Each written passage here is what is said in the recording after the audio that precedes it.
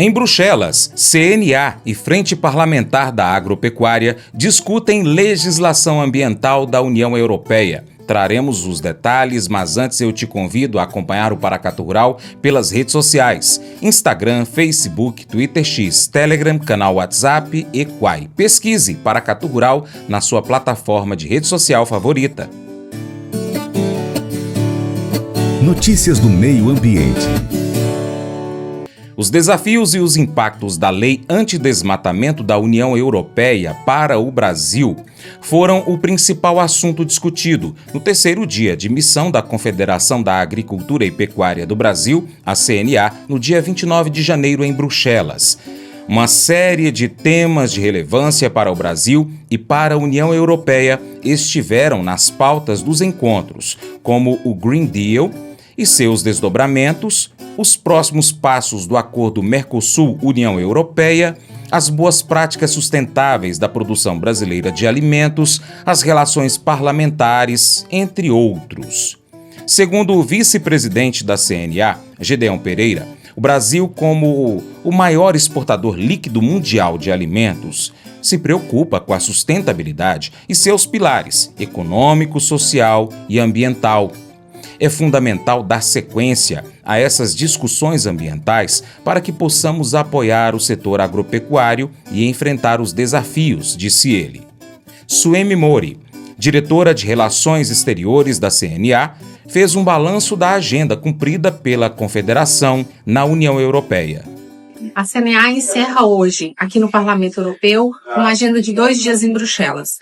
Junto com representantes da Frente Parlamentar da Agricultura, nós tivemos uma série de reuniões para apresentar a agricultura brasileira, a sustentabilidade da agricultura, conversar sobre preocupações e desafios, como, por exemplo, a implementação da legislação antidesmatamento, a UDR, falar um pouco também sobre os próximos passos do acordo que foi fechado entre o Mercosul e a União Europeia no final do ano. Então, nós tivemos reuniões também com representantes do setor rural europeu, que também tem as suas preocupações com relação a essas exigências que vêm sendo colocadas cada vez mais pela União Europeia. Obrigado, CNA.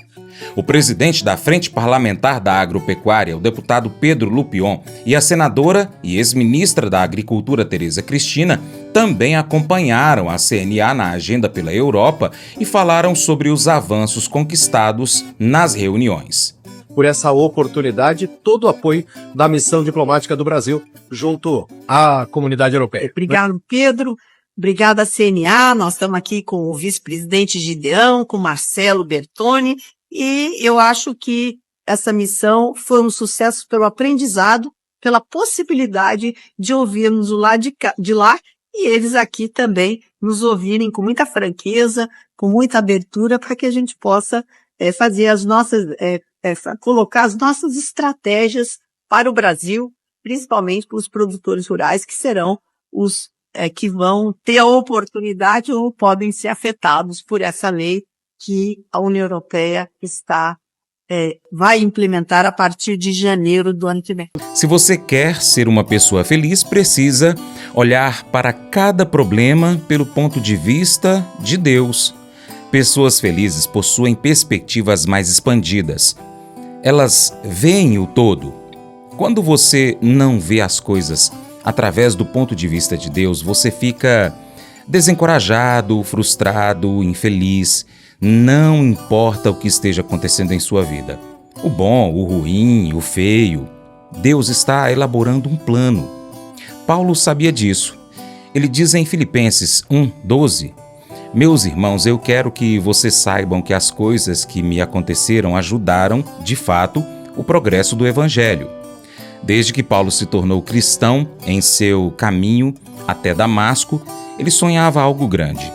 Ele queria pregar em Roma, o centro do mundo naqueles tempos. O seu sonho era pregar o Evangelho na cidade mais importante do mundo. Mas Deus tinha outra ideia. Ao invés de enviar Paulo a Roma para pregar, ele o fez um prisioneiro real de César, que era Nero na época. Nero era o mais perverso e maldoso possível. Como um prisioneiro real, Paulo, acorrentado às guardas reais 24 horas por dia por 2 anos, O guarda então era trocado a cada 4 horas, ou seja, em 2 anos preso, ele pregou para 4.380 guardas.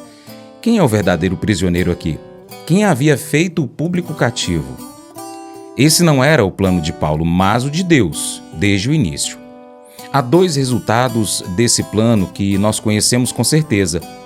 Filipenses 4 diz que, em 2 anos, alguns da própria família de Nero se tornaram crentes por conta do testemunho de Paulo na corte real em Roma.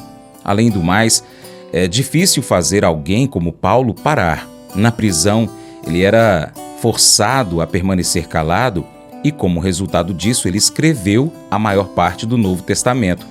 E eu imagino que deve ter tido maior impacto, né? A sua pregação no Coliseu, ou os livros que ele escreveu, como a Epístola aos Romanos, 1ª e 2ª Coríntios, Gálatas, Efésios, Filipenses, Colossenses.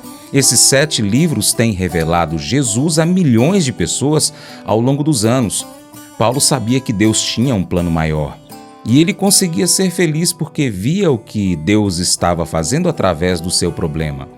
Sempre que você tiver um problema que está começando a lhe colocar para baixo, você precisa fazer o que Paulo fez. Aprender a vê-lo do ponto de vista de Deus. Pergunte assim: o que Deus está fazendo aqui? Qual é a situação como um todo?